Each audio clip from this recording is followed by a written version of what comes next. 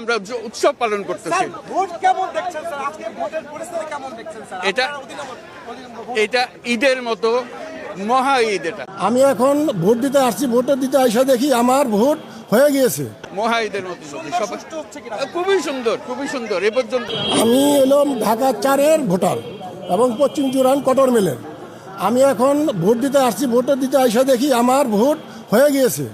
বলছেন কি করে সম্ভব? আমি নাই, আমার ভোটার আইডি কার্ড নাই, তারপরে আমার ভোট হয়ে গেছে।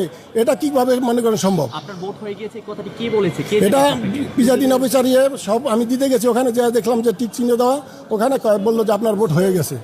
তো আমরা যাচাই করিয়ে দিছি, এটা বলতেছে। আপনার fantastic. We have a big future coming up. We are just creating new Bangladesh. Bangladesh 2.0. আমি যখন গেছি তখন আমি যে ভিতরে দেখতেছি যে আমার ভোট হয়ে গেছে, বলতেছে আপনার ভোট হয়ে গেছে। তা আমি যখন প্রিজাইডিং অফিসারের সাথে তর্ক করেছি, সে বললো যে হয়ে গেছে আপনার। আঙুলটা একটু আমাদেরকে দেখাবেন না, এই আঙুলটা।